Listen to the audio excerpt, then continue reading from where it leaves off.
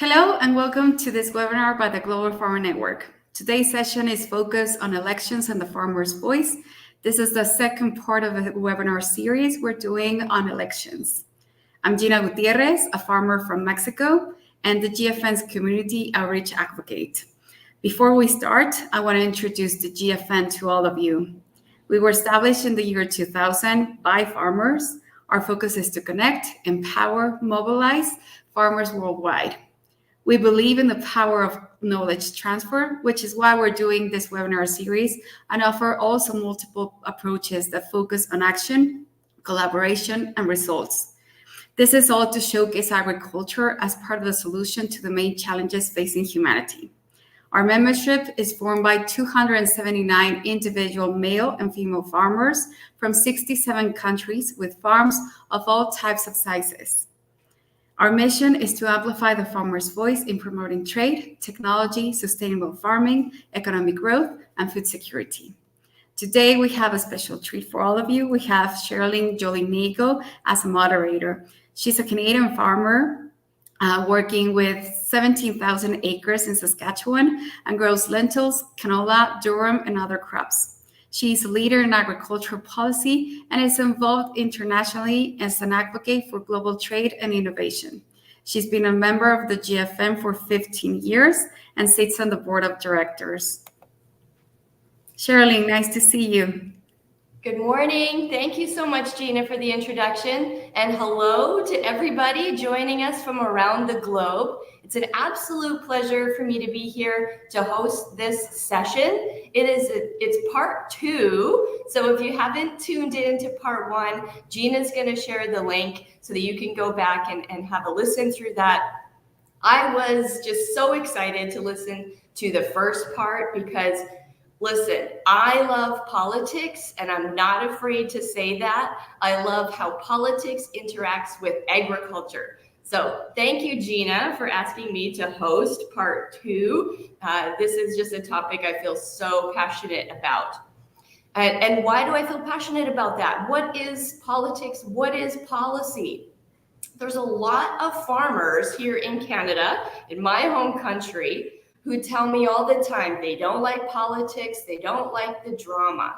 So how do we marry policy with politics? Well, for me, it's easy. Policy equals the rules of farming. And it would be very challenging to try to teach any kids out there to play a sport if you don't teach them about the rules of the sport. So I'm always encouraging my fellow farmers here in Canada and around the globe to be involved in policy work because that sets the rules for agriculture. And unfortunately, those rules are different in every single country, and those rules are constantly changing. So we're going to talk about how farmers can influence those rules in agriculture and what farmers around the world are doing to stay involved. So absolute pleasure for me to introduce our 3 global farmers today. From Uruguay, we have Marcus Jiju. From Rwanda, we have Pacifique Shimi Imana. And from the UK, we have Ian Piggott. Now, Marcus is having some trouble signing in today, so he has sent us a video. And Gina's going to play the introduction video that was sent here from Marcus. So Gina, I'll turn it over to you to share that video. Hello everyone, I am Marcos Guigu from Uruguay. I am an agronomist and essentially a farmer. I stay all my life, 85% of my life living in a farm. At the beginning as a child in my family house and my family farm. And then after the college, I lived with my wife in the field too, in a farm near the same town named Dolores. It's a small town, an agricultural town in the west of Uruguay. For instance, my relationship with the field is too intensive, and I have I am passionate about the agriculture. Cattle is interesting for me too, but agriculture is the most exciting process in the day. Uruguay is a small country, maybe not small in the size of European countries. It's not too small, but in the population is too small, and we produce around or produce food for around 30 million people, and we have only 3 million in the country, and the population is not rising. It's the same maybe the last 50 or maybe 80 years. The change in the population is the movement between the field to the cities. And today all the major portion or proportion of the population is in the capital, Montevideo, and politically is important to understand that the main power in the vote in the next election and the past election for president and the Congress is from the citizenships, not the person who are far from the field, very far. In my opinion, or in my evolution of my idea about the relationship between the politics and the farmers is changed a lot. 35 years ago, when I was young, the relationship was a relationship of dependence about the politics and the prices, all the things that it doesn't work. We think that the politics need to repair or need to give us the solution. And we usually asking or raising or ask for solutions all the time and present a weak situation. Now I understand that we think that the solution is not in this way, and we find in the innovation and technology the main tools for competitiveness. And the international price of the grains and meat is the level of price that should be, or is the reality. And if we need to be the championship in the low price per tons produced, okay? If we could produce with the international price, we are in the game. If we are not competitive, we are out in the future. Then the relationship with the politics becomes a relationship with the proposal for the farmers to the politics about things to be changed, or ideas about the future, or real troubles in the trouble in the business, but with transparency and one solid vision in the future of the business. And the proximity with the politics increase, rising, and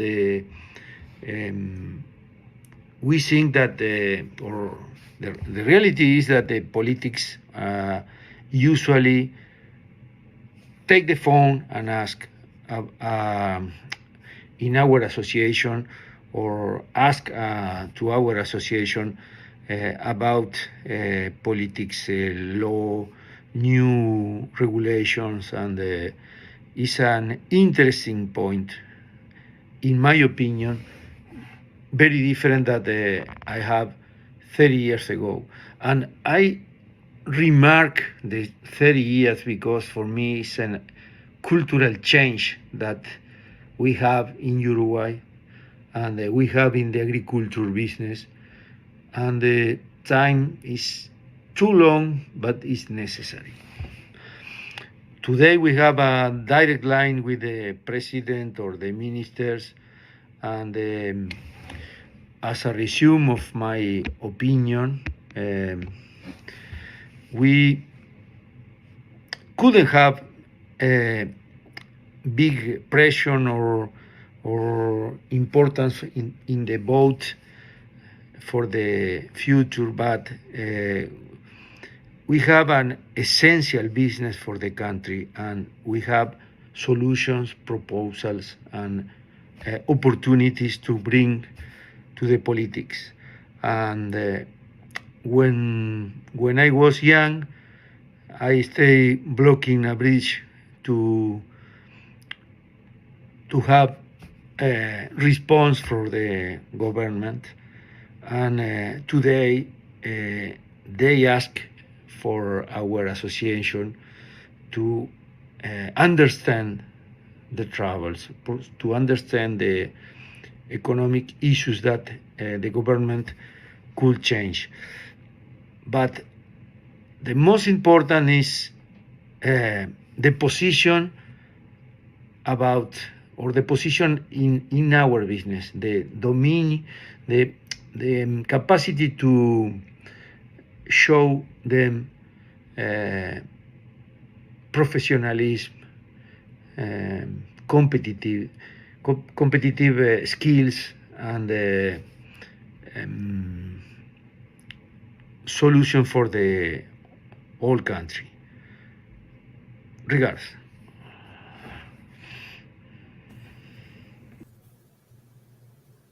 Thank you so much, Marcus. Ian, maybe we'll jump over to you in the UK for an introduction of yourself and your farm operation. Thanks very much, Sherilyn, and good afternoon.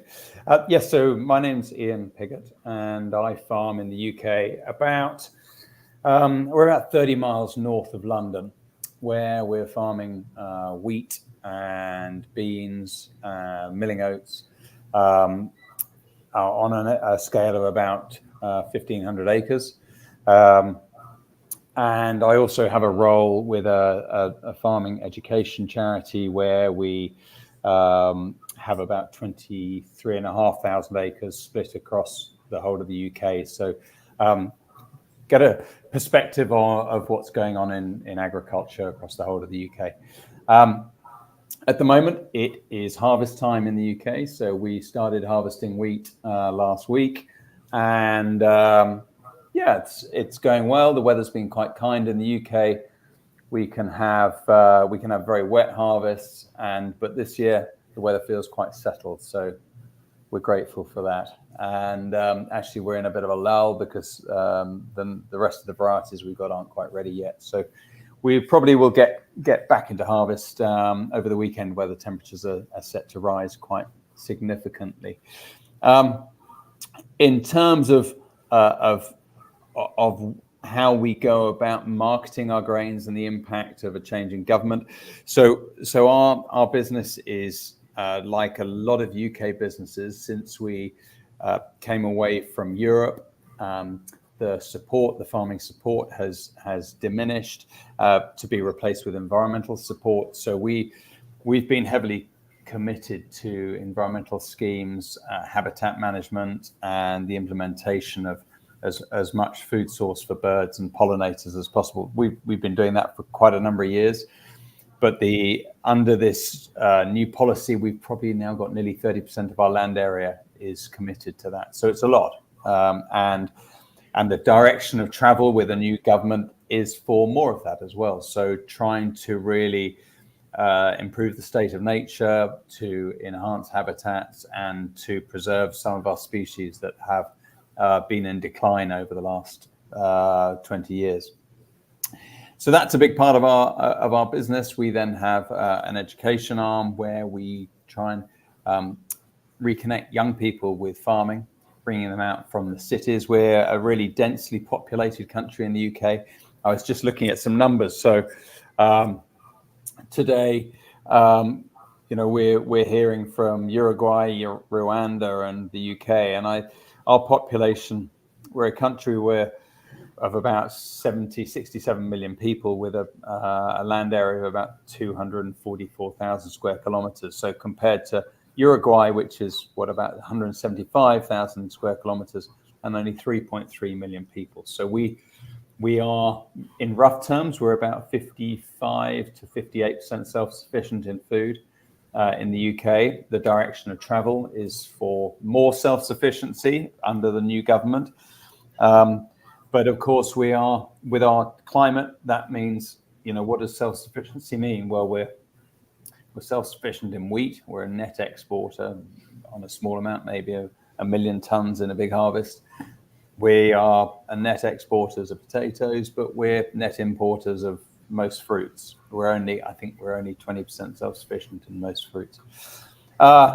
So most of our Sherilyn asked about our selling strategies. So most of our grains go into local domestic markets, and our oats will go if quality is good, will go into a local granola market, which is quite close by. It's a sort of household brand. And our beans that we grow will go to Africa in export. Then the final piece of the jigsaw, I guess, is about what do we want from our politicians? So we had an election last month. We've had a change of government, and the Labour government are now in power, and they have a very strong majority in Parliament, which gives them a mandate to make significant change. I think that the powers that be in that department, I think they're strong candidates. I think that they have a good grasp of the agricultural issues, and I feel a sense of assuredness and that they understand the task in front of them. We do have a bit of a habitat crisis in the UK. We've had some very bad news stories about the health of our waterways. And coming out of Europe, most agricultural businesses are struggling. They're finding their feet, in an unsupported way now, and diversifying into other income streams. Here on our farm, we have converted all of our buildings nearly that have housed cattle and pigs and horses over the years, and now are small offices for businesses. So that is now our main business, and as much as I'd love to spend my life farming, we need to do what we need to do to cut our cloth. So I think there are a lot of challenges that we need to keep in front of our politicians. I just mentioned to Sherilyn off camera that that a recent report says that as many as 15% of British farmers have indicated an intention to leave the industry in the next 3 to 5 years. So we need to reverse that decline, and a skills shortage is really high up that agenda. Thank you. Thanks so much, Ian. Thanks for the overview of your farm and kind of helping to set the scene here for some of the issues that I want to cover. First, we're going to head over to Pacifique, who's joining us from Rwanda. Thank you. It's a pleasure being on this platform. Welcome. Tell us about your farm and share some of the issues you're facing. Thank you. I am a young farmer first. In my generation, less people who are educated maybe speak good English like I am trying, don't do agriculture. But in Rwanda, we are a small country. We are landlocked, and about 1.6 million hectares are now being farmed. And the majority of the people that are farming those lands are youth and women, where we have around 60% of the youth being employed in agriculture. They are either farmer or doing farm-related activities. That gives you an image of how agriculture is highly important, both for the government, but also for the economic livelihood of this country. And I joined agriculture professionally in 2015 after graduating with bachelor's degree in biotechnology from the University of Rwanda. It's a decision I took maybe after trying different things and realizing there is a potential on this continent to be part of the people who can produce food for the population. As you all know, Africa imports food from everywhere. We import food from Ukraine. When there was a war in Ukraine, we were the first to go out shouting that the life is being hardly affected. We are importing as far as Brazil. The sugar we are consuming in Rwanda is coming from all the way in those countries. So agriculture productivity has been a very huge debate on how we can tackle it. Being the government, we had an election the last 15th of July, where the Rwandan population chose to keep President Kagame in power because of his attitude toward different economical growth and livelihood of Rwandans. But as a farmer, as someone who's being outspoken on behalf of the youth to access technology, but also to access market, I think politics is a hardcore of what we should be interested into, because with bad leadership, we don't get access to international markets. With bad leadership, you won't be able to have access to some resources that a lot of the youth are really struggling to have, particularly finance and even those new technologies that need better policies that are allowing technology transfer. Because I've had an opportunity to visit some of the the advanced modern farms in the US, in India, and I realized how much technology they required to employ all of those people that are in agriculture and have them as decent jobs. You know, a lot of young people nowadays are leaving Africa to Western countries because they think that's where they can have good life. But if you look at what job they go there to do, it's farm jobs, it's all of those low level jobs. But here in Africa, where we have land, it's still a problem to get young people to do agriculture. So myself, when I started with bananas, and like 2 years along the activities, I realized that my farm production was declining. Maybe a third of the production would be removed each year due to some diseases. Then it caught my eye, and I went out, started talking about how can we access technology that are helping us to protect our farms, but also to even help us produce enough that can make us earn some money. Because when we are in agriculture, for us, we think business. How much money you spend on pesticide, how much money you spend on seeds, how much money you spend on labor. If you don't have the technology, you're always doomed to fail. So in the recent year, I've been really vocal on accessing biotechnology as a conducive environment. I happen to have been working with my government, and we've been even able to have a biosafety bill that helped us now to have hope that very soon we can have some crops that are resistant to disease, like armyworm in bananas. But also, we still, like, as a banana farmer, I still look at it as when am I going to be able maybe to have some bananas that are resistant to banana fusarium? So those are the biggest challenge we have. If I talk maybe to those, and I'm happy that the election we did has given us again the same government that really helped a lot in the past years. So we have hope that the same momentum that Rwanda has been taking in advancing technology, access to finance, is going to even grow more, because now we have a leadership for 5 years that is going to take care of those questions. As of today, I had to diversify my farming activity from bananas to avocados. Reason being that avocado for Rwanda was promising to have less diseases. maybe sometime those diseases might come again, but today we don't have a lot of disease, and we have an opportunity to produce for Middle East. We are still trying to find a way to beat the European market standards, so that we can also send our avocados to Europe, because when you look at the cost of production of avocado in Rwanda and this region, it's very low, and we can even be able to compete Latin American production. But all of those brings back again to what type of leadership we have. How are they involved in addressing trade barriers?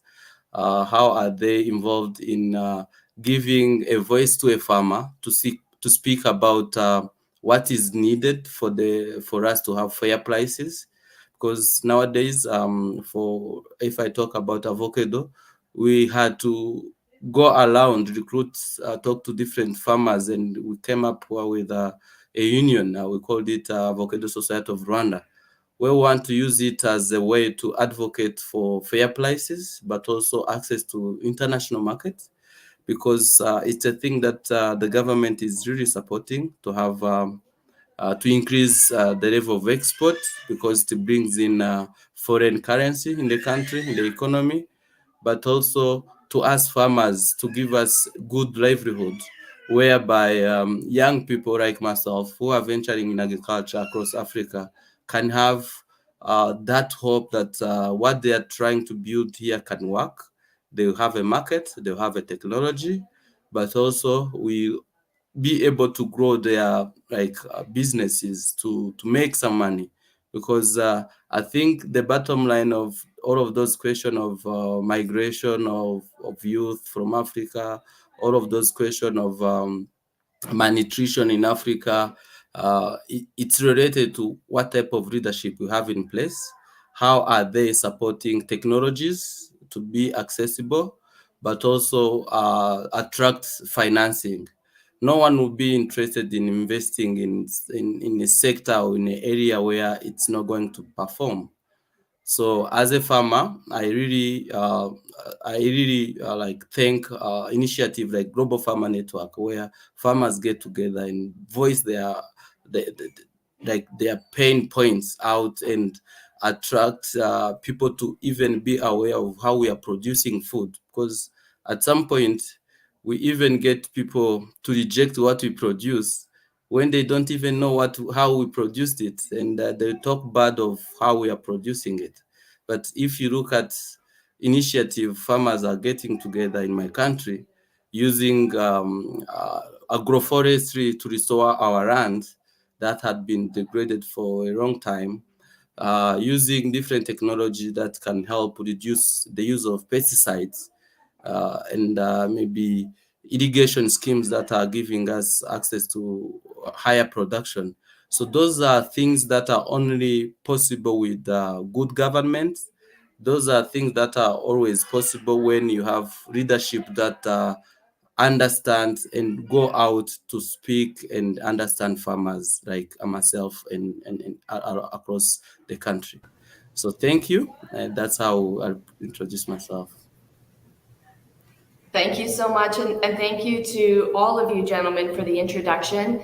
I think it's very clear, one, why you were each chosen as representatives of your country to be members of the Global Farmer Network, but also your ability to share that small piece of your own personal agriculture story in the context of such a large story that is agriculture. So many things came out in your introductions that showcase the vast differences between each of our operations, but also so many of the similarities. And I like to focus on the similarities as farmers. Not only are we all members of a global farmer network, but I mean, farmers don't agree on very much, but we do agree on a couple of things. And a couple of those things are what you just touched on, Pacifique, about the use of technology and the adaptation of technology. I would say as a farmer in Canada, I'm incredibly privileged to be allowed access to this technology on a very regular basis. We're allowed to be early adopters in Canada of new technology. And I firmly believe that farmers all over the globe should have access to that technology. If it is safe to use by Canadian standards, it should be safe for other farmers around the world to use as well. So technology is one piece of the puzzle. Trade is the other key component. What we grow must go somewhere. In some cases, that's mainly domestic consumption. In many cases, and certainly the case for me here in Saskatchewan, that goes in terms of export. So what I grow must be exported around the world. And just like you, Pacifique, I'm landlocked. Canada itself has access to the oceans, but Saskatchewan is 1,700 kilometers from the nearest port. So I have to move my product all the way to the nearest port, just like you would. And there's some challenges in that. I loved the terminology that you just used called good government. And I'm interested to know what that term sounds like, what that term means to each of you. And I'm curious about the word influence and whether or not you believe that farmers are influential in your elections. And if they are influential in your elections, does that directly correlate to the percent of farmers in your population? I'll maybe start with you, Pacifique, because you talked about how 60% of your youth is employed by agriculture. That absolutely blows my mind. In Canada, less than 2% of our population is farming today. Less than 2%. And we're really pulling it. I gotta pull my kids into the industry because they're anxious to do all kinds of other things. So can you share with us first if farmers are influential in your elections, and does that correlate directly to the employment that agriculture offers? Yeah, you're very right. That's a very nice question, because in our case, it's the majority being actively participating in the agriculture sector. But when you look at how they are performing, it can be a very good attraction for politicians to listen to us. One reason is that when agriculture is not performing, the whole country is at brink of maybe having a huge trouble that can cause even government change or can cause like different insecurities. So the biggest interest of our government these days has been how do they involve young people in agriculture so that they secure very good job that will provide decent way of like living. So if agriculture is not performing, trade is not going to be performing, because the biggest contributor to our GDP is agriculture, where Rwanda is exporting tea, coffee, nowadays horticulture crops like chili and avocados going to different countries.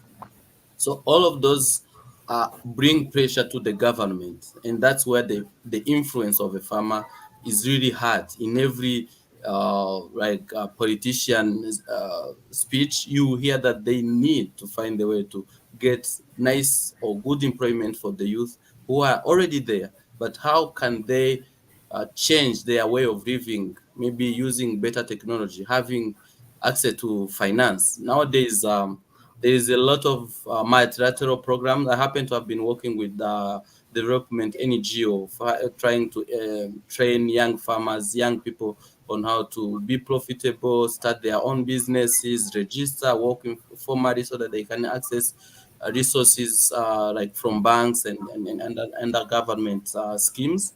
But you realize that a big investment of our government has to go into agriculture. So that's where you realize the power of getting a lot of farmers together. Because in our context, on average, a smallholder farmer has a quarter hectare. That's little. And they are living on subsistence farming. It's a little of land. They have to produce maize, vegetables. They have to produce almost everything in that small plot. And the government had to come up with different initiatives that will support those farmers to fight malnutrition, because you understand, if you have to produce all of your crops you need to eat in a subsistence system, and you have to produce it on a small land, you need technologies. you need techniques, you need extension services to be around you to guide you how to manage all of those challenges. So I think the influence of a farmer is highly seen in our system, in our government system, but how strong the government is also gives us access to international markets. Because like you said, we have to have good relationship with Tanzania because we are exporting through Dar es Salaam port. We have to have a good uh, understanding with Middle Eastern countries because we will have to send our crops there. We can't export avocados to Tanzania. Tanzanians have their own avocados. So that brings up to a powerful leadership that has a good governance, that has less cases of corruption. Because in our case, with this small economy, if you have a lot of challenges that are coming from different sides, you find maybe that's why you hear a lot of things in Africa. Gen Z are going out in different countries because they feel like they are not being heard. People are maybe busy doing other fishy things, forgetting about what they should be working on. So agriculture is still the main sector for investment. It's still the main sector for job creation. It's still the main sector for food security in Africa. It's truly amazing, and I enjoy hearing it because it's just so vastly different than for us. Ian, can I ship it over to you to answer the same question? Sure. I mean, in terms of, I think farmers make up about just under 1% of the UK workforce. So our influence on government it's definitely less than it used to be. You know, we have a strong farming union in the UK, and there's equally strong lobbying pressure from other NGOs in environmental pressure groups or environmental interest groups. And so it's definitely not all one-way traffic. You know, so there are probably 3 farming organizations that lobby government on land use and on supporting agriculture. Farming contributes about 0.5% of our gross value added. So we are an important industry. You know, the supply chain is important to the economy. But as Pacifique has mentioned, and also as Marcos has said, you know, it's trying to retain skilled labor is in a country like the UK is really challenging, and trying to attract young people into the industry, like you said in Canada, it's really holding back a lot of countries, a lot of companies, and how we shift that, and that I think is understood by the politicians, that, you know, especially large employers that have a large number of pickers. A lot of that labor would have previously maybe come from Europe, now has to be to go through a visa scheme on a seasonal worker scheme, and it's, you know, it is much more difficult. My friends that employ, you know, a lot of labor for, be it picking asparagus or other crops that are very manually based, they would just say it is significantly more challenging than it was 10 years ago. And on the other end of the scale, trying to get high quality, highly skilled young people into managerial positions is, I believe, is difficult when the industry is shifting so significantly. You know, I outlined at the beginning that with a shift away to an unsupported sector, that we need, you know, farming businesses need to be agile, but they also need to be prepared to make their assets work. So that might mean that whether it's more habitat creation, it might mean that you're, like we are, letting out buildings, or you're opening up public access for the general public, or you're doing education program, or whatever it might be.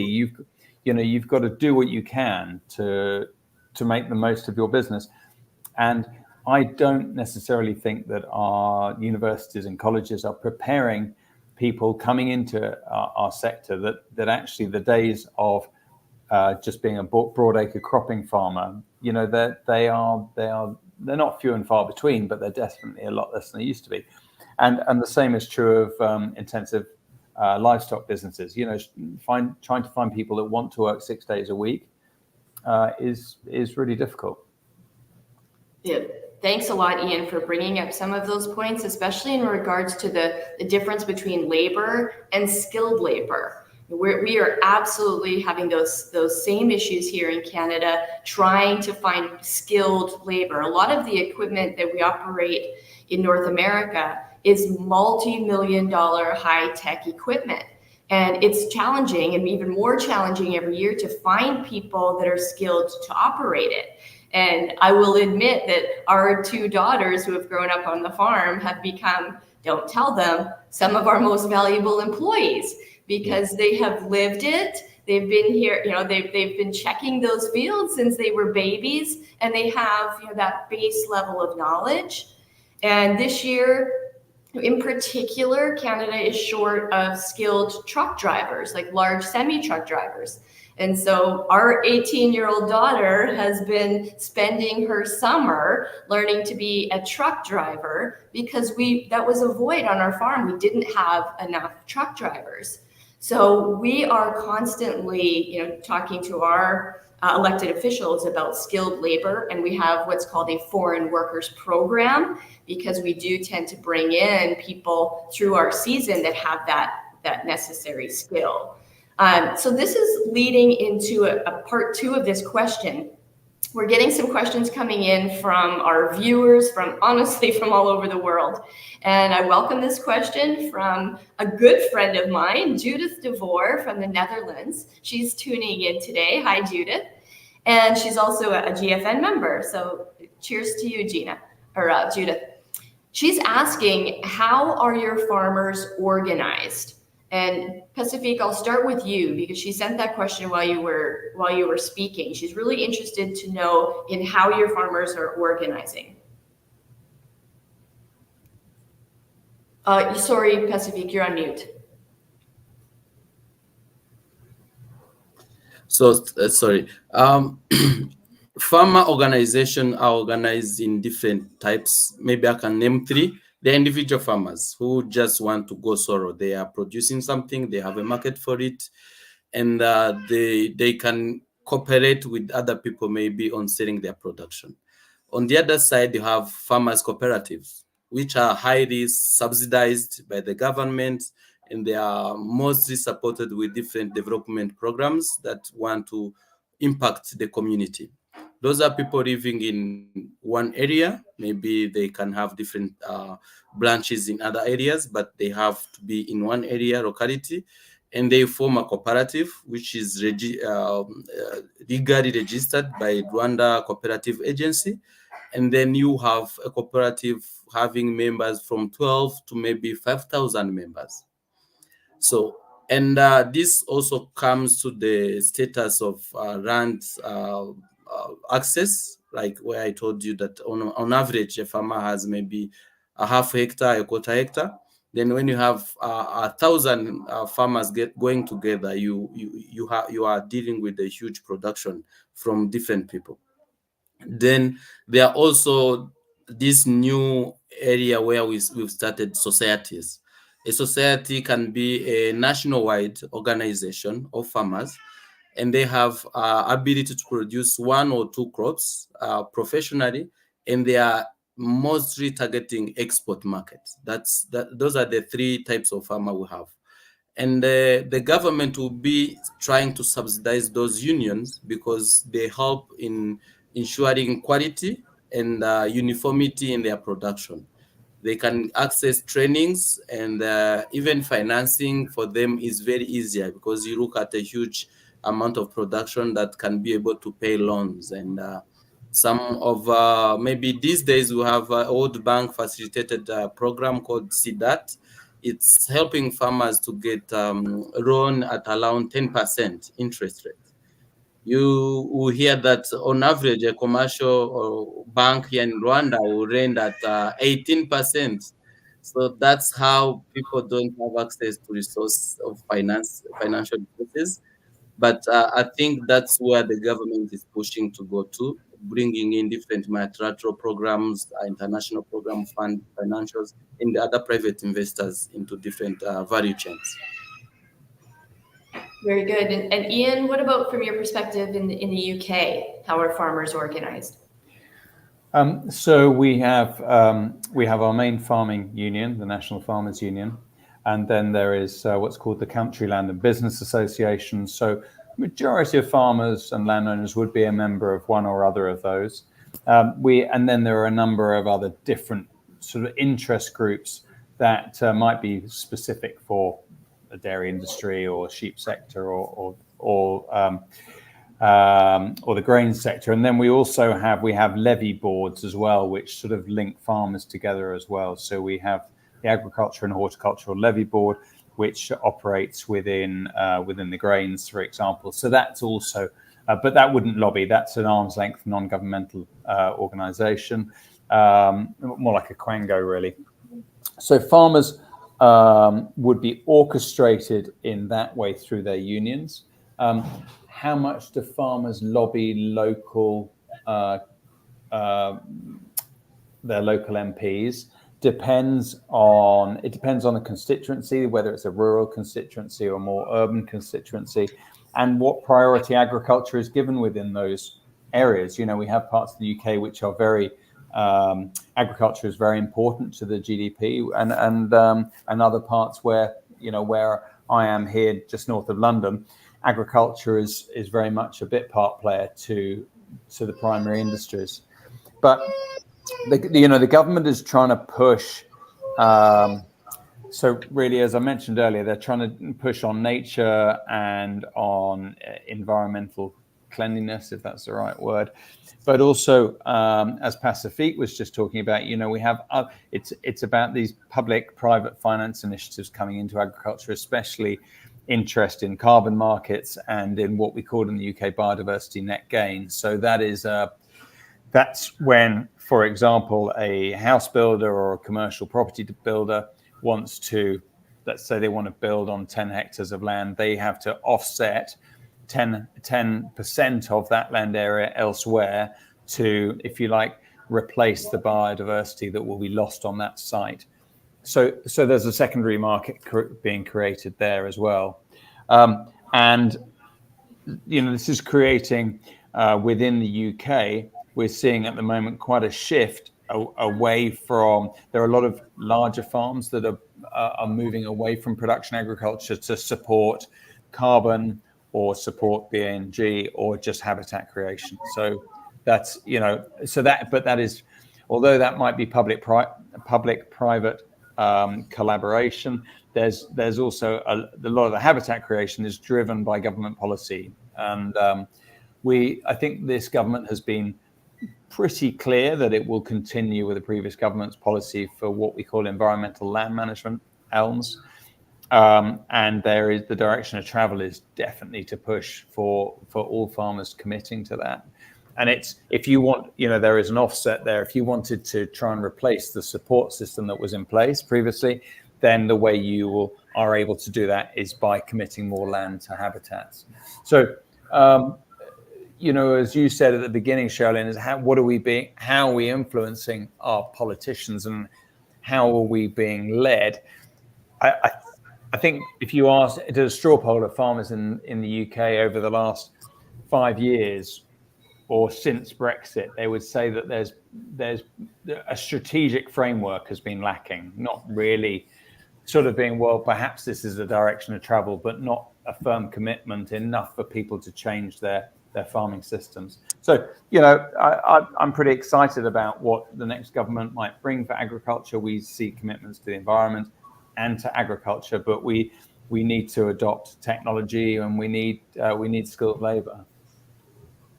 Very good. We're getting so many questions coming in, and I smile when I read this next one. It is, does ideology have a lot of influence in agricultural workers?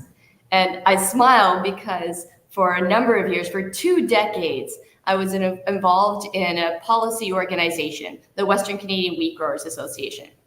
And I always felt to be very principled as part of that organization. one of the principles our organization stands for is free market principles. So we were showing up at the World Trade Organizations, we were lobbying government for strong trade agreements, but often I would be criticized for being ideological. And so I wonder, I don't know who has sent this question, but it makes me smile because I often banter back and forth between what is principle and what is ideology. And so any thoughts from the two of you about this question that's come to the floor? I think maybe Ian, if I go first, in our case, I recently met that like terminology being hugely affecting agriculture in our case, where we were just bringing together farmers across Rwanda, a particularly young generation, to talk about access to biotechnology. And we had different ideology. And we have this ecological movement. And we have these people who are quite maybe in the center who think like we should use technology as it is, because the technology is not the problem. Sometimes the problem is the people who are using the technology. Then some people just oppose the use of one technology or select another one to say that's the better. Then this type of ideology would conflict, maybe suppress the government from taking position. Politicians sometimes don't want to hurt one side because maybe they think their number is really enough to maybe change something. But ideologically, I think farmers should be neutral, because what we look at is how do we produce enough food for all? Because once I have the production and there are people who are ready to consume that production, for me, it's the success story. The rest is whoever wants maybe to not use GM technology on his farm, it's okay. There are even those who don't want artificial fertilizers like NPK. They want to use only organic. Can you use organic and still be competitive? That's our question as a farmer. If you can do organic production and be competitive with your market, thanks. That's the best way you can do. I will support you. But if you feel like, if I don't use herbicide, if I don't use a pesticide, if I don't use them, my farm is not going to produce. Why should someone come to me and dictate you shouldn't use this? Secondary is, it's a matter of even having an understanding of how food is produced, because a lot of people have stayed in the city for a long time that no one knows that milk is coming from a cow. They just see it as milk, as this white liquid. But we need to have calves, we need to grow them, we need to feed them this type of food, we need to find this type of forage so they can stay healthy and produce enough. So those are the challenges farmers nowadays are facing, because we need to even tell people how to produce food. So I think different ideology, for me, when it comes to technology application, again, how we interest the politician who are sometime in the middle. They can swing to one side anytime, because that's the nature of their job. So in my case, I think ideological sidelining is really important to be understood in its true nature. Thanks. Yes, thanks so much. Ian, thoughts? Yeah. Well, I think Pacifique's description is excellent, but I'm going to take a completely different view on how I see things in the UK, and I'm not sure this would necessarily be the opinion of the majority of farmers. In the run up to the election, a lot of the lobbying and language was all about farmers don't want to be park keepers, they don't want to create habitats, they want to be food producers. And farmers the ideology, I would say, is we are food producers. Now, UK is a what are we? We're a highly developed agricultural nation, to the point that some of our land has been over-industrialized and bears the battle scars of that. And I would say that as a farmer, we don't the ideology to produce food is not ours. I think we have an idea. We need to be stewards of the land. We have a responsibility to the land that we oversee, and if our land, if we need to over input our land to get the output, if we need to increase the pesticide or the herbicide or the fertilizer use to such an extent to the long-term detriment of that land to get a crop out of it, well, that's not good farming. So I would stand back and I say to farmers, no, we don't have a right just to produce food. We have to do right first and foremost by the land. Because, there's a friend of mine that I met through the GFN who farms in France, Sarah Singler. They have in the UK, we talk about, well, we as farmers, we're custodians of the land and we passed it on into the next generation in a better condition that we took it on ourselves. That's great. But Sarah's phrase, which I think embodies it even better, is we don't own our land, we borrow it from our children. So that duty, what we have to do, we have to be sustainable in a way that we could explain to the average person on the street that you're talking about, Pacifique, that don't understand agriculture. And we need to talk about the straight face test. And if we can look someone in the eye and say, look, how we're farming is improving the soil health, it's improving the mycorrhizal fungal in the soil, it's improving the soil biology, the activity, the drainage of the soil, the water retention capacity, the nutrient capacity to grow healthier and better nutrient-dense crops, then that's great.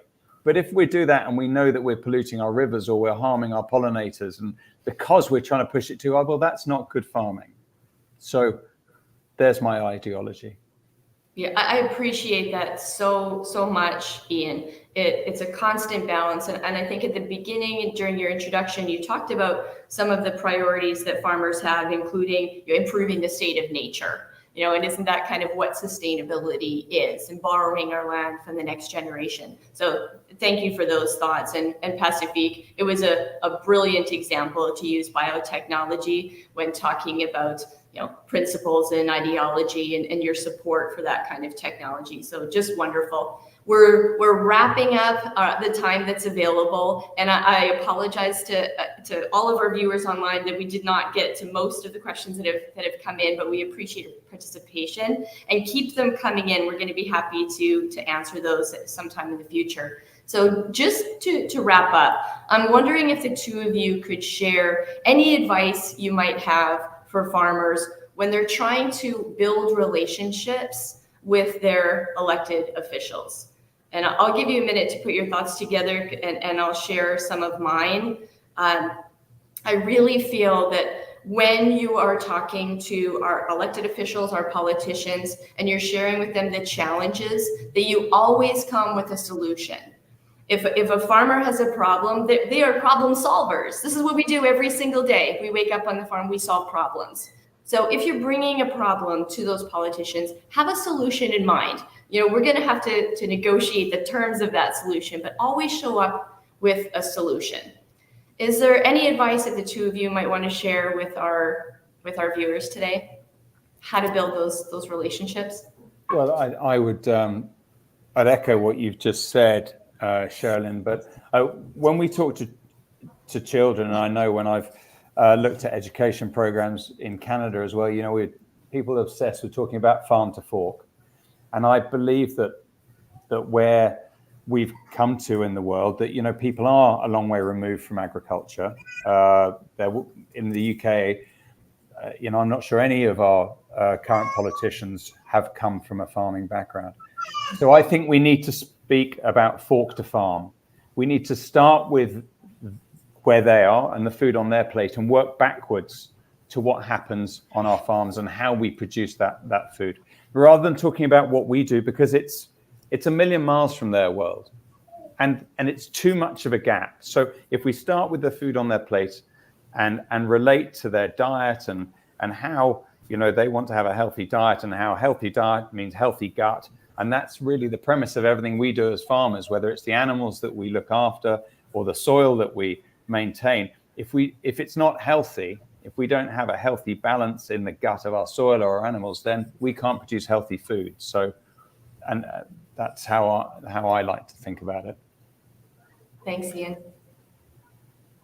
Thanks. I think closing up, I would say the best way to collaborate with our leaders, like policymakers and those that are taking part in policy and decision making for our countries, is first of all, like Ian said, to give a clear picture to everyone. This is how we are producing food, so that there is no any misunderstanding.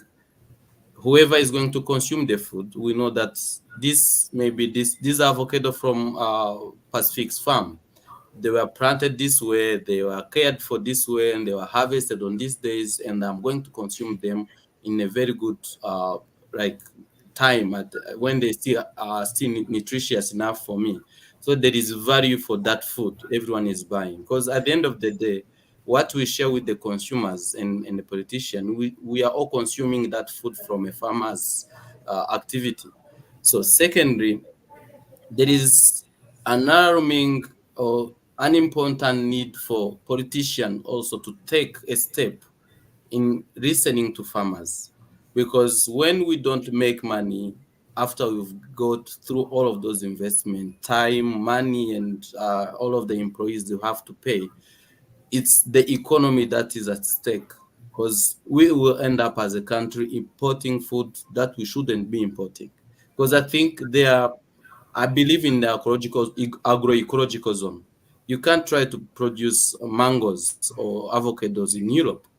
Even if you can do it, the technology you need to invest in will be very detrimental to the economy, will be detrimental to the environment. So that's where we think Africa, Rwanda can play a role, exporting what we have, what we produce at a low cost, and still importing what we necessarily need to import. So it has to be both sides. So we need to import. We will never be, no country will ever maybe live without importing any food, because sometimes when you listen to politicians, they will tell you that they don't want to import anything. But at the end of the day, that can't happen in my understanding. So the ideology is that we are one world. We need to help each other, have those fair trades that are not going to be detrimental to us, because at some point there is a group of farmers who are in here addressing some issue for East African countries. And they were like, maybe Europeans don't want to buy our things intentionally.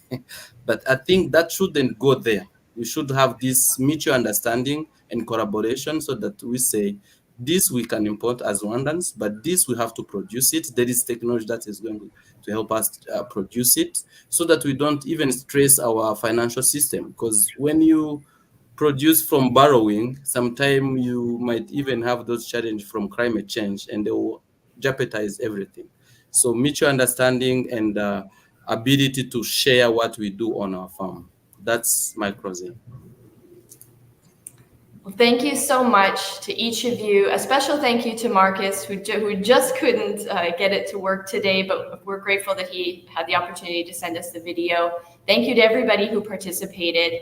Honestly, gentlemen, you just exemplify the mission of the Global Farmer Network, and that is to amplify the farmers' voices. And you've truly been able to do that in your own regions and globally. Really, to be a member of the Global Farmer Network, you must have what we refer to as global awareness. And you both have such great base knowledge of your own agriculture, what's happening in your own backyard, but you also understand how that intersects with the rest of the globe. And we just couldn't appreciate you taking the time to share with us your thoughts. I honestly could talk about politics with you all day long. We are after 9 o'clock, so I appreciate that all of the time that you've spent with us today. Thanks again to Gina for helping set up the platform for us to have this excellent conversation, and I hope we can do it again. Thanks everybody for joining. Thanks very much. Bye-bye. Good luck with harvest. Thank you. Bye.